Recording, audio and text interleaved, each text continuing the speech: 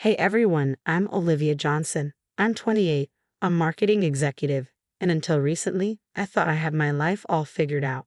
But boy, was I wrong. I've always been close to my parents, but my grandmother, Beatrice, is a different story. She's had this borderline obsession with my cousin Megan for as long as I can remember. To her, Megan can do no wrong. The other day, I was having coffee with my mom when she dropped some news that left me speechless. Honey, did you hear about Megan's wedding plans? She asked. I rolled my eyes. Let me guess, something else for Grandma to gush over. Mom looked a little uneasy. Well, it's more than that. Your grandmother, she's offered to pay for Megan's destination wedding. In the Maldives? I nearly choked on my coffee. Are you serious? Mom nodded, sympathy in her eyes. I'm afraid so, but there's more? Before she could finish, my phone buzzed. It was a text from Grandma Beatrice herself. I opened it, and my jaw dropped. A courthouse ceremony should be enough for your wedding, Olivia. No need for unnecessary expenses, it read. I showed the text to Mom, my hands shaking. Can you believe this? She sighed deeply. I'm so sorry, sweetie. I don't know what's gotten into her. I was fuming. It's always been like this, Mom. Megan gets the world, and I get leftovers. As if on cue, my phone rang again. Aunt Karen, Megan's mom. I hesitated before answering. Hello? Oh, Olivia darling, isn't Megan's wedding going to be wonderful? I'm so thrilled for her. Aunt Karen's tone was dripping with smugness. I gritted my teeth. Yeah, Aunt Karen, thrilling. Oh, and I heard about your courthouse plans. How quaint, she added, her voice oozing with fake kindness. I'm sure it'll be nice. I couldn't stand it. Thanks for your concern, Aunt Karen. I've got to go. I hung up and turned to Mom, frustrated beyond words. I can't do this anymore. I'm tired of being treated like I'm second class. Mom squeezed my hand. I know, honey, but remember, you have Mark. He loves you for who you are. Ah, Mark, my fiancé, the one bright spot in all this madness. Right then, he walked through the door. Hey, babe, I brought dinner. What's wrong? I looked at him, trying to hold back my tears. We need to talk about our wedding plans. You might want to sit down for this. That night, I couldn't sleep, tossing and turning as my mind raced. By morning, I'd had enough. I was going to confront Grandma Beatrice once and for all. I rehearsed my words during the drive to her house. When I finally arrived, I took a deep breath and knocked. Olivia, what a surprise. Grandma greeted me. We need to talk, I said, walking past her into the living room. She sighed, as if she knew what was coming. This is about the wedding, isn't it? Damn right it is, I snapped. How could you offer to pay for Megan's destination wedding, then tell me a courthouse is sufficient? Now, don't be so dramatic, she waved her hand dismissively. Megan needs the help more than you do. I couldn't believe what I was hearing. Are you kidding me? Mark and I are struggling, and you think we don't need help? If you had chosen a more lucrative career, like Megan, she started. I cut her off, furious. My career isn't the issue here. Your blatant favoritism is. Before I could say more, the door swung open. Aunt Karen stormed in, Megan trailing behind her. How dare you speak to your grandmother like that? Karen screeched. Megan smirked. Jealousy isn't a good look on you, cuss. I turned to them. Live it. Oh, look. Perfect timing. The golden child and her enabler. Karen's face flushed red.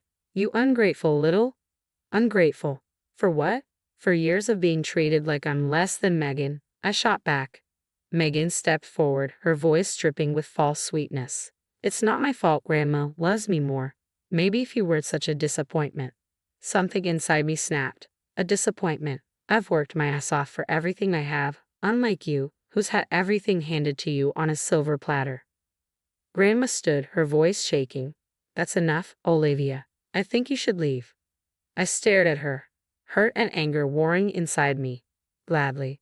But don't expect me to come crawling back when you realize how toxic this all is. As I stormed out, I heard Aunt Karen consoling Megan. Don't worry, sweetie. We'll make sure your wedding is perfect, unlike some people's. Tears streamed down my face as I got in the car. I called Mark, my voice breaking. Babe, can you meet me at Sarah's? I need you, both of you. 20 minutes later, I was in Sarah's living room, recounting the whole mess. Sarah, my best friend since childhood, was livid. I can't believe them. Something isn't right about all this. Mark pulled me close. Why don't we just elope? Forget about them all. The next day, I plastered on my best fake smile and headed to Megan's place.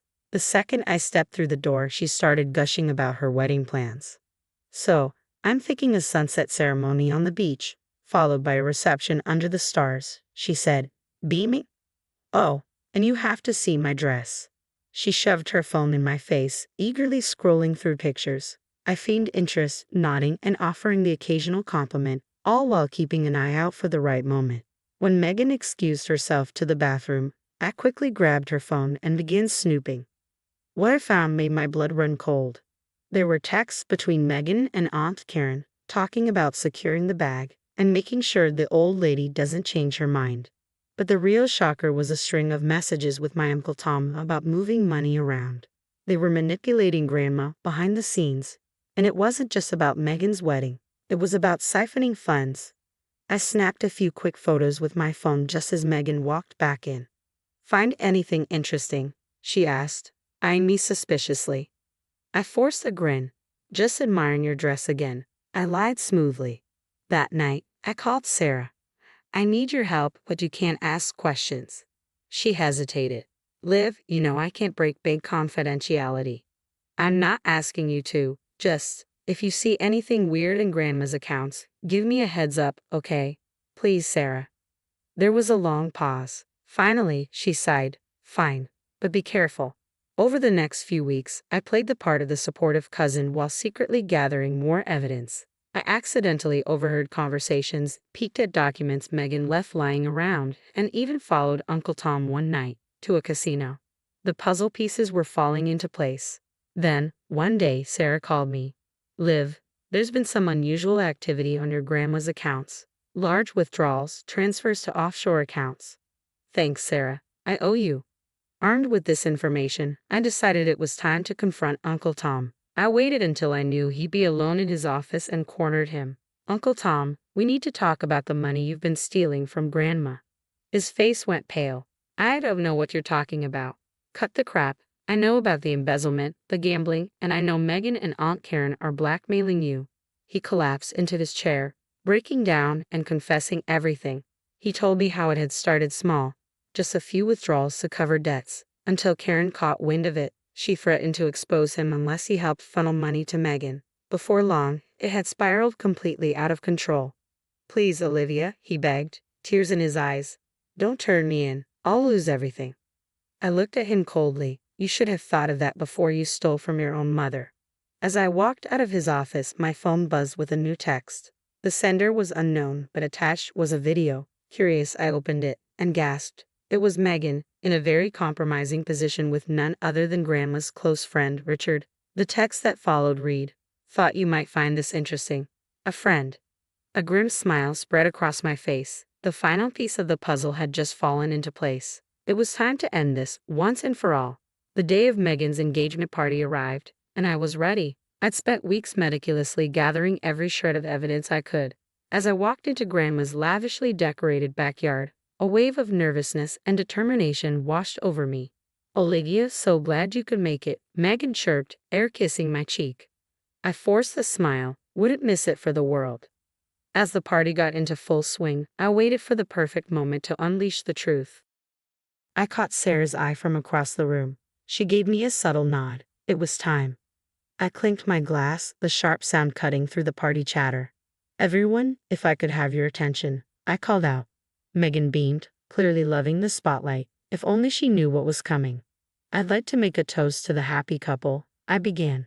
Megan's smile widened. But before I do, I think it's important that we clear the air about a few things. Her smile wavered, uncertainty flickering in her eyes. I turned to face Grandma Beatrix. Grandma, did you know that Uncle Tom has been embezzling money from your accounts? A collective gasp rippled through the crowd. Uncle Tom's face flushed as he started to sweat. That's ridiculous. Aunt Karen snapped, trying to intervene. Olivia, this is just your jealousy talking. Oh, but you knew all about it, didn't you, Aunt Karen? I shot back, my voice steady. In fact, you and Megan have been blackmailing Uncle Tom to keep quiet. I pulled out my phone and played the recording of Uncle Tom's confession. The color drained from Aunt Karen's face as the room fell silent, all eyes now on her and Megan. That's That's not true. Megan sputtered, her voice trembling. Oh, but it is, I said, turning to Megan's fiancé. And that's not all. Did you know your bride-to-be has been cheating on you? With multiple partners, including one of Grandma's friends. I pressed play on the video I received. The room erupted as the shocking footage played. Megan's fiancé looked as if the ground had been ripped out from under him. His face was pale, eyes wide with disbelief. You, he could barely get the words out. You've been lying to me. Megan lunged at me, but her fiancé held her back. It's over, Megan, he said, his voice breaking. The wedding's off. Megan crumbled, her mascara streaking down her tear-stained face. In the chaos that followed, Grandma Beatrix stumbled, clutching her chest. I can't believe this. Uncle Tom was cornered by furious relatives, demanding explanations. Aunt Karen was in full damage control mode, but it was too late. Megan was sobbing uncontrollably, her perfect world falling apart before her eyes. Grandma approached me, her eyes swimming with tears. Olivia, I'm so sorry. I had no idea. I held up my hand. Save it, Grandma. You might not have known about the money, but you've played favorites for years. That's on you. As I turned to leave, I heard her weakly call out, Please, Olivia, can't we talk about this?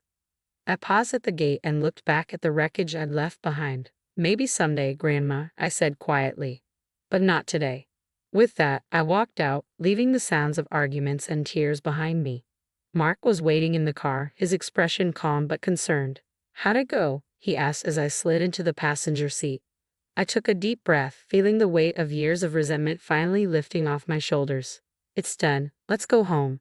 As we drove away, I felt lighter than I had in years. The truth was out. Justice had been served. I was finally free from the toxic web of lies my family had spun around me.